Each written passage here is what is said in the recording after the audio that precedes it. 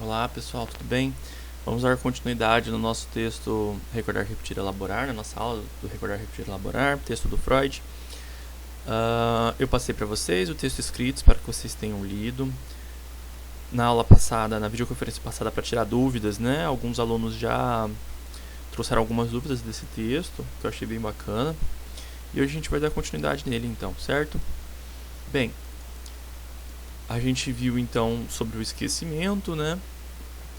Que se trata então de uma parte importante do processo da nossa vida, que nem tudo está esquecido, mas a gente não consegue, a gente não pensa sobre, não é que está esquecido necessariamente. Depois a gente começou a falar sobre a repetição, né, que a gente repete justamente aquilo que a gente não pensa sobre, e a gente repete aquilo que formou-se em nós durante o nosso desenvolvimento, durante a nossa vida. Então, os primeiros anos de vida, enfim, a infância, a adolescência, tudo isso se repete. Repete em comportamento. Dei aqui os exemplos, né? E aí eu digo então que o paciente começará seu tratamento por uma repetição desse tipo. Eu fiz bastante diferença e aproximações entre a repetição e a transferência, né? E como a transferência é então uma repetição, mas nem toda repetição é necessariamente uma transferência.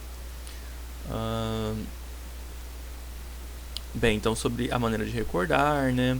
Que a repetição é uma forma de recordar, mas de não ter que se lembrar necessariamente de alguma coisa. E aí fomos ao que nos interessa, que é justamente a repetição dentro do processo de análise. Né? Então, quanto maior a resistência, mais extensivamente a atuação ou a repetição substituirá o recordar. Ou seja, o quão mais difícil é a pessoa de lidar com aquilo que é difícil para ela for em análise, mais recorrentemente ou mais intensamente, mais extensivamente, a pessoa vai atuar, vai realizar em atitudes, né, para não lembrar, ou como outros psicanalistas costumam dizer, para não pôr em palavras, certo? Então, se o paciente começa o tratamento sob os auspícios de uma transferência positiva, branda e impronunciada, ela lhe torna possível de início desenterrar suas lembranças.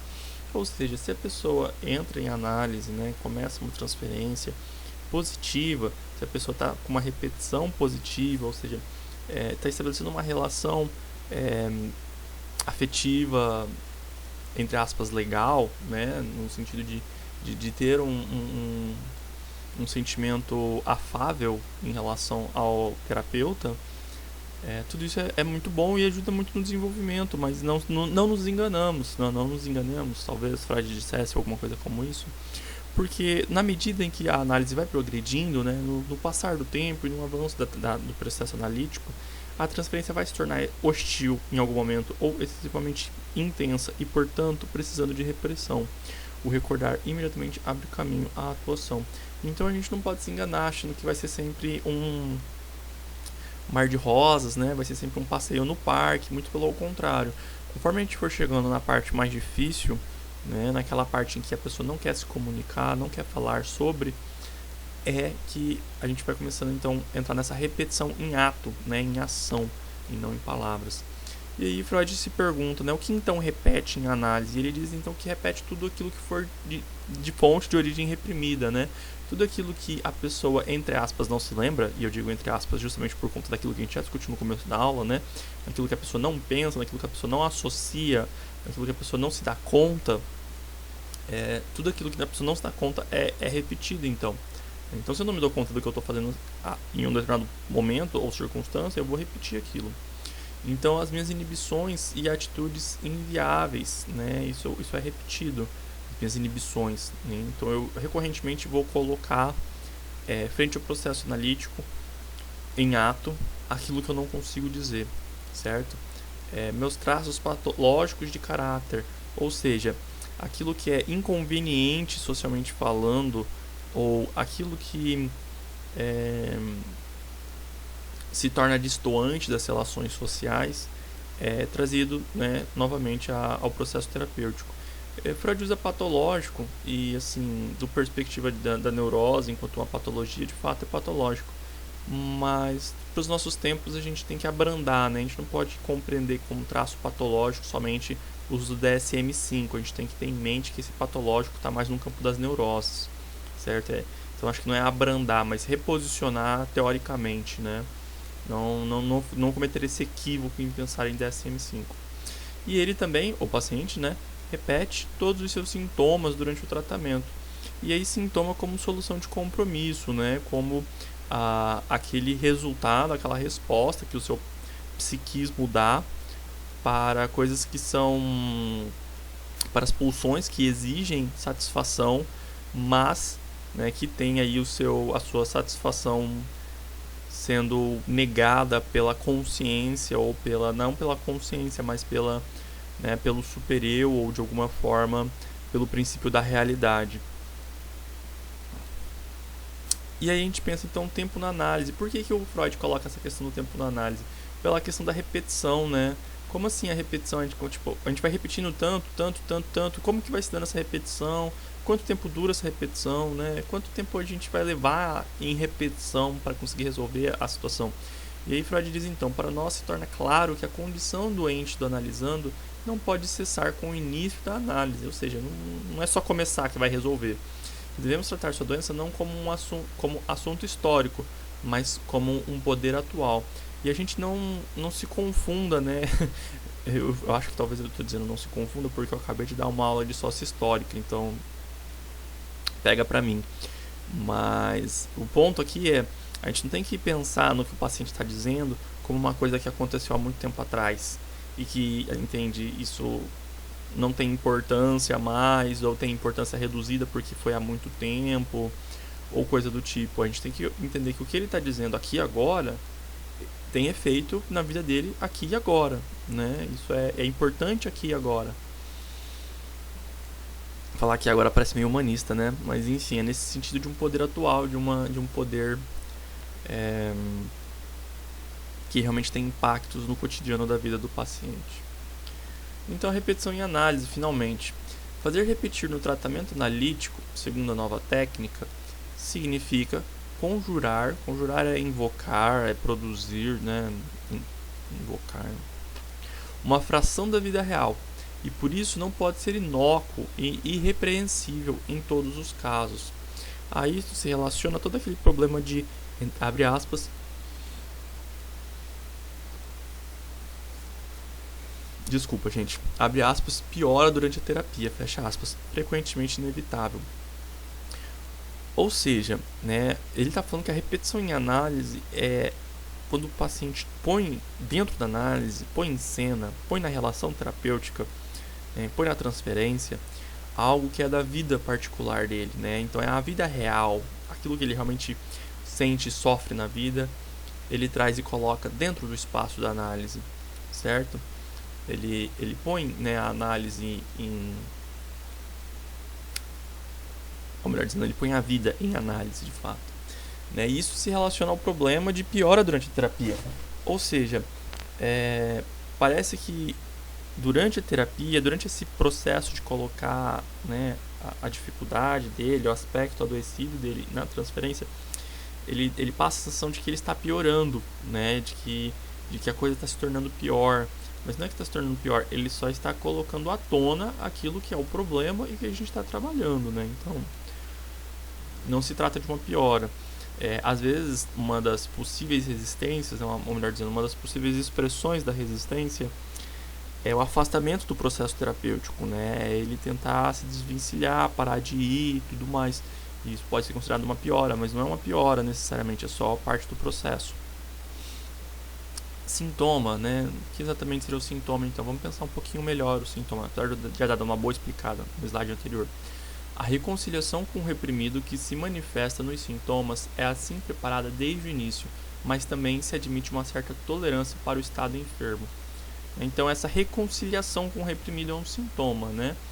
É aquilo que está reprimido, que não pode ir à consciência, que não é aceito pelo nosso eu de alguma maneira, e a gente faz uma reconciliação em que a coisa fica mais ou menos distorcida, né? Ela fica meio borrada para passar pelo eu meio que sem perceber, mas percebendo, entende? Então, se esta nova relação com a doença torna mais agudos os conflitos e faz sobressaírem sintomas até então indistintos, não é difícil consolar o doente com a observação de que isto é uma piora necessária e passageira. Ou seja, se um sintoma que antes estava, né, passando batido pelo eu, vamos dizer assim, e ele não percebia, e aí com o processo de análise a resistência se escalona, né, fica mais forte, e o sintoma se sobressai, a gente pode ter em mente que isso é um processo necessário, é uma piora passageira, né, faz parte do desenvolvimento do processo terapêutico que o sintoma se aflore. Então, por conta da piora necessária ao tratamento, o médico pode recomendar que o paciente não tome decisões amorosas ou de trabalho, porém com parcimônia. Então, se vai tomar uma decisão, que a tome com parcimônia. E também, né, que façamos essa recomendação com parcimônia, no sentido de tomemos cuidado na hora de fazer esse tipo de recomendação, e se o paciente for tomar decisões, que ele tome com cuidado também. E depois de porém tem uma vírgula que eu não coloquei porque sou retardado. De qualquer maneira, enfim, na verdade, se for parar para ler com atenção, deve ter vários erros ortográficos nas minhas apresentações.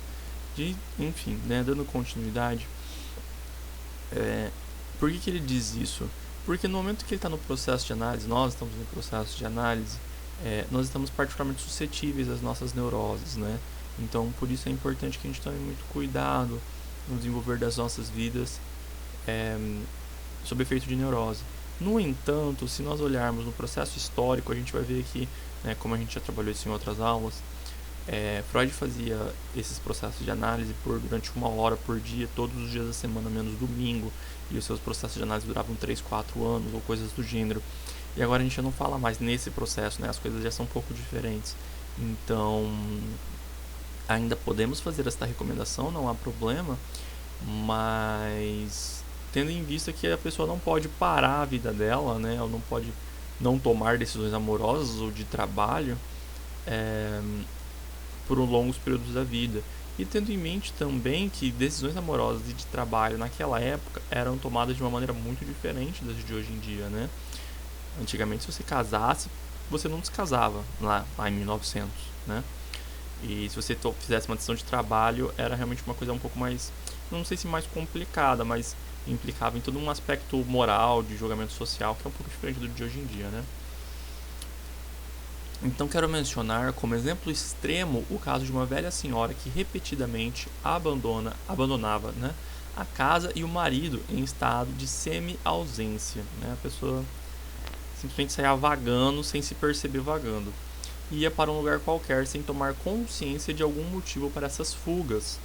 Ela iniciou o tratamento com uma transferência afetuosa, bem desenvolvida, intensificou-a com rapidez inquietante nos primeiros dias, e ao final de uma semana fugiu também de mim, antes que eu tivesse tempo de lhe dizer algo que pudesse prevenir de tal repetição, né? Então esse processo de fuga, né, de sumir das relações em semi-ausência também, né, se repete aí no processo analítico com o Freud. E o tratamento, então, né, como lidar com isso? Tornamos esta compulsão, a repetição, pois estamos sempre repetindo, então compulsão, inofensiva e até mesmo útil ao reconhecer-lhe o seu direito, ao lhe permitir vigorar num determinado âmbito. Nós admitimos na transferência como numa arena em que lhe é facultado se desenvolver em quase completa liberdade e onde é obrigado a nos apresentar tudo o que, em matéria de instintos patogênicos, se oculta na vida psíquica do analisando. Ou seja, em outras palavras, o que ele está dizendo aqui, que essa compulsão à repetição, ela vai se tornar inofensiva ou até mesmo útil na hora que a gente falar assim, tudo bem, pode repetir. Repita aqui dentro do espaço analítico, que é o espaço seguro, é o espaço projetado e preparado para que você faça essas repetições, né? E aí dentro dessas repetições, cada vez que você repetir, vamos trabalhar um novo aspecto da sua repetição e vamos desenvolver cada vez mais a sua repetição e pensar cada vez mais os aspectos sintomáticos dessa sua repetição. E isso permite, então, abrandar, talvez, um pouco dessa repetição na sua vida cotidiana a partir do momento que você repete aqui dentro. Então, quando o paciente se mostrar solícito a ponto de respeitar as condições básicas do tratamento, ou seja, falar tudo aquilo que vier à mente, né, a livre associação, conseguimos normalmente dar um novo significado de transferência a todos os sintomas da doença, Ou seja, dar um novo significado, gente, é bem claro, dar um novo significado de transferência a todos os sintomas da doença. É realmente esse processo de ressignificação das repetições que estão sendo dadas dentro da transferência e dessas repetições que estão, né, por óbvio, associadas a um sintoma. Substituindo sua neurose ordinária por uma neurose de transferência, da qual ele pode ser curado pelo trabalho terapêutico. E aí, uma neurose ordinária, que ele está dizendo, é uma neurose do dia a dia, em que a gente vive isso nas nossas vidas. E essa neurose de transferência nada mais é do que a aplicação dessa neurose ordinária dentro do espaço terapêutico, né, e de uma neurose destinada ao analista, certo? E aí ela pode ser curada então pelo trabalho terapêutico, então pelo processo, né, de trabalho em cima dessa transferência. E por fim, o Freud destina uma última página dele para falar sobre a elaboração. Particularmente muito pouco, na minha opinião, mas é o que temos. Então, a elaboração. É preciso dar tempo ao paciente para que ele se enfronhe na resistência agora conhecida, para que a elabore, para que a supere, prosseguindo o trabalho apesar dela, conforme a regra fundamental da análise. Se eu não me engano, tem uma questão de tradução, né? Nesse texto que eu usei como base, tem uma questão de tradução, que na realidade o ideal da tradução não seria elaborar, mas perlaborar, no sentido de que você elabora através do trabalho, né? De que há um trabalho um trabalho contínuo de reprodução, não reprodução, mas de ressignificação, de reconstrução, de melhora, né, de desenvolvimento. Então, nesse sentido de perlaborar. Gente, a aula era essa. Muito obrigado. Espero que vocês estejam todos bem. E acredito que quando eu lançar esse vídeo aula, já teremos tido a nossa videoconferência para tirar dúvidas da parte inicial deste